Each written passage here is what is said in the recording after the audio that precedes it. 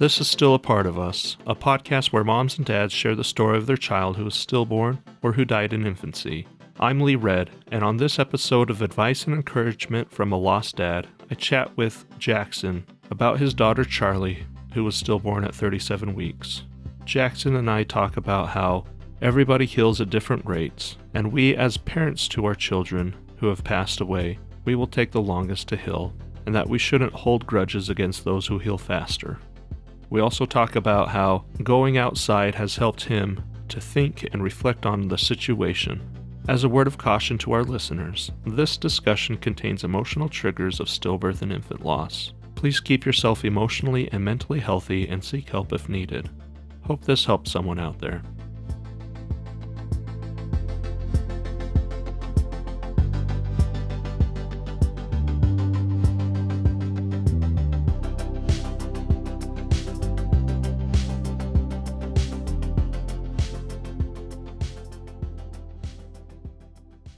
Welcome back to Still a Part of Us. We're talking with Jackson about his daughter, Charley. So Charley was born May 19th, 2019. She was 37 and a half weeks gestation when she was stillborn. They believe it was caused by the cord wrapped around her neck twice. Yeah. And we're here to give advice. What has been some good advice that you like or something that you would like to pass on, or let's talk. Okay. Advice, huh?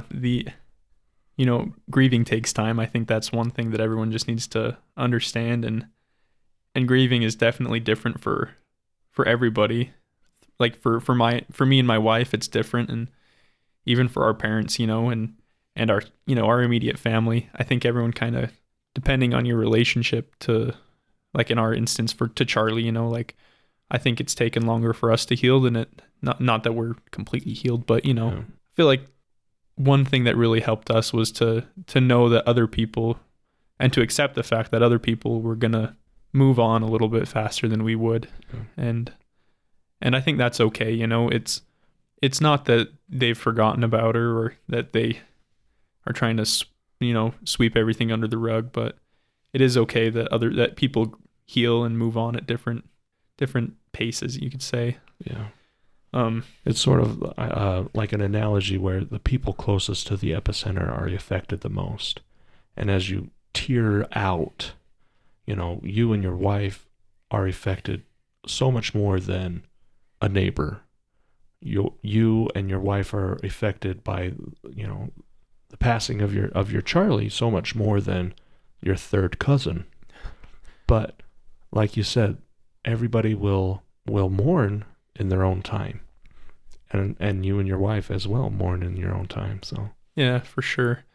And I think, even between my wife and I, like as time goes on, we kind of grieve in more similar ways now. But right at first, one thing that really helped me was I like to be outside and stuff, but to go out on a hike or to just go do something outside, whether it was trying to do, go ride a motorcycle or whatever it is, but to go out and go for a run or a hike. And that really helped me to kind of do something physical. And then I could kind of think about Charley as I was doing these things. And it was easier for me to do it. Whereas Sydney did not want to go outside. She didn't want to do those things. And it's not like I always wanted to go outside either. I think we spent a lot of days where we just sat inside and cried most of the day. And I would say the first few months. So I took like a week or week and a half off of work, and going back to work was really difficult because you kind of have to set that aside. And so, I would, at being a man, people kind of expect you to just get over things fast. And at work, you get your job done and whatever, and then you have to go home, and then we'd cry for hours at night. And then, as the months went on and the weeks went on, it was less. And now, maybe it's only once a week that we have our little breakdown sessions. But I think I said it in the last episode, but it doesn't get any easier. But as you go on, I do feel like you learn how to cope with the pain better. Mm-hmm. Now, is there anything else you would like to say? I guess there's a lot of people, family members and friends that, man, people say a lot of dumb stuff, and you don't want to. You just got to remember that they mean well. They really do. you have family members come up and they say something like, "Oh, it's okay. Like there'll always be more little ones," or they say like, "Oh, like at least they weren't like a week old or something, and you got more time to know them." And it's like, you can't really compare grief because everyone's situation is different, and everyone experiences things differently. But I think one thing that really helped us was, and like I mentioned before, we had our close friends had a little girl who was stillborn, and they told us this, the week that Charley was born, that you just have to keep remembering that people mean well and to not get offended or upset at people. And I think that has helped me to try and brush things off, Yeah. Yes, people do mean well. They do mean well. Sometimes it doesn't always sound like that. No.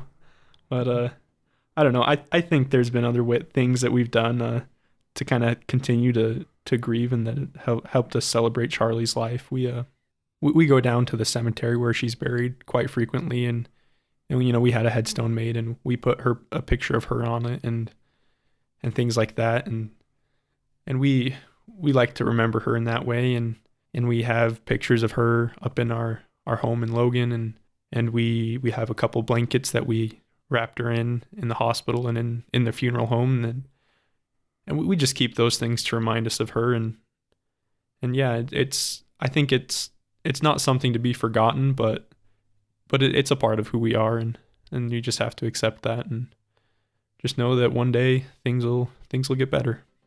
Well, thank you. I don't know if I really have much else to say. All right, but thanks. Good by this. Okay. Well, thank you so much. Yeah, thank you.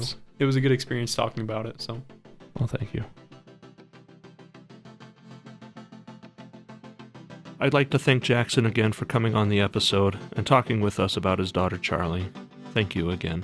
Head over to our website, stillapartofus.com. There you can find the show notes, including a full transcript of this interview and any resources that were mentioned. There you can sign up for a short and helpful email newsletter. You can learn how you could become a patron and support the work it takes to produce this show.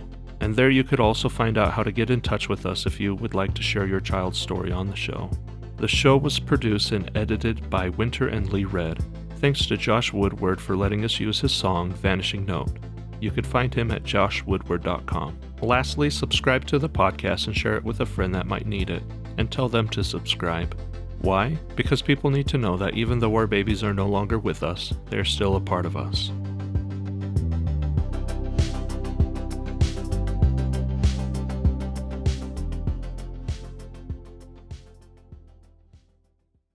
My favorite machine at the gym is the vending machine. Carolyn Ree.